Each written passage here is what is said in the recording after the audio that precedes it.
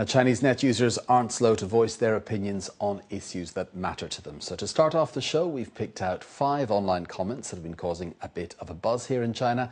This is just our selection of some of the most recommended comments on some of China's most popular web portals.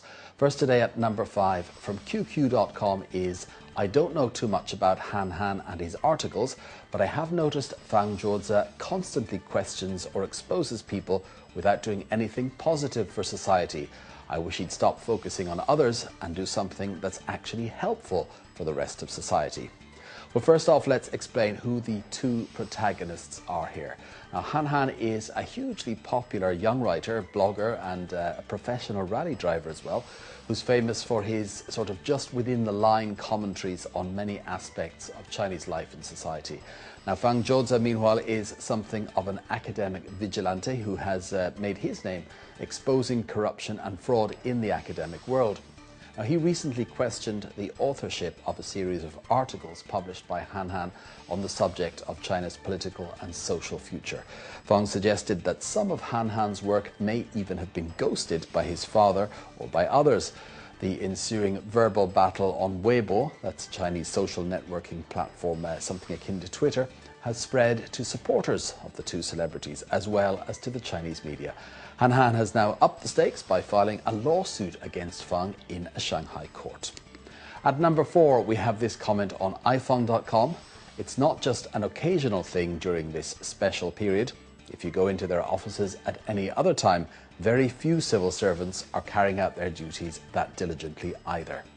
Well, this conclusion drawn by a Hebei poster comes on the heels of a recent Wuhan evening newspaper investigative report. Now, it focused on the working practices in provincial government and official offices in the province of Hebei on the first working day after the week-long Spring Festival holiday. The newspaper and the local government, in conjunction with several local media, carried out a secret survey at about 200 different government offices. And this found that the majority of civil servants did turn up for work as required, but a significant number seemed to have difficulty getting back into working mode. The report said many government workers spent the entire day chatting online, others arrived late and left early, and some even took advantage of the day to do a little shopping. So no change there, says this poster. At number 3, this is from QQ.com. Well, he didn't actually directly answer any of the questions. Chunfeng Huayu is referring here to an interview with the Chinese ambassador to Britain on the flagship BBC late-night news programme Newsnight. Now, in a segment of the programme focusing especially on China, Liu Xiaoming was grilled by Newsnight host Jeremy Paxman, renowned for his Rottweiler-like ability to drag uncomfortable answers out of reluctant politicians.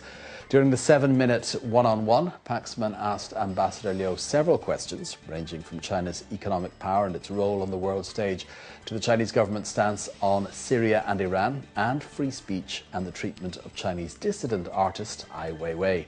However, as far as our poster and 1,500 supporters are concerned, it seems Mr. Paxman's sharp questioning technique wasn't quite up to scratch on this occasion. At number 2, from iFeng.com, we have this comment. "Sanya may have a lovely climate, but its service industry sucks. It's a place with no regulation of tourism and people have no way to voice their complaints." Well, Sanya is a major tourist city in China's southernmost province, the subtropical island of Hainan.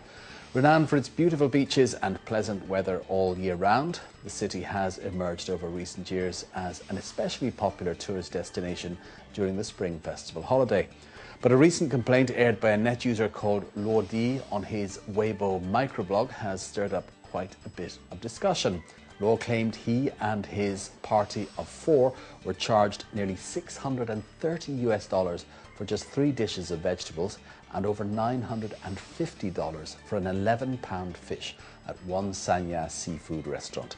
He added that when they complained, a number of muscular heavies appeared to dissuade them. Although his post was soon deleted, it was reposted over 40,000 times within a few hours. And many microbloggers shared other experiences of being virtually blackmailed by restaurants, either in Sanya or in other cities. However, according to the Hainan Techu Daily, the boss of the restaurant mentioned by Liu has denied having any dishes at such overinflated prices. So what's the truth? Well, it seems Liu's tweets had some effect. The paper reports the restaurant has been closed temporarily while investigations are carried out.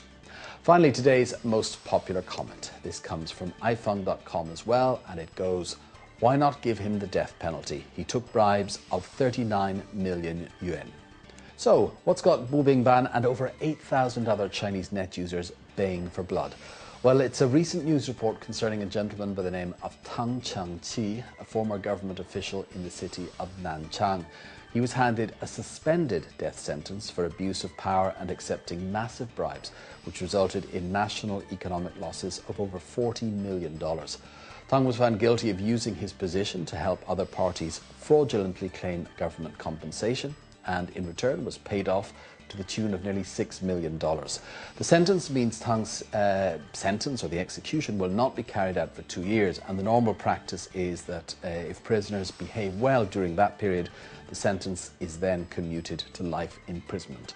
While the sentence might not be considered anything like getting off lightly in many other jurisdictions around the world for what is essentially an economic crime, it's still not nearly tough enough for this Shandong poster and thousands of supporters. Well, that's the story behind our top comment of the day here on China Take. Coming up next, the links between economics and marriage in China.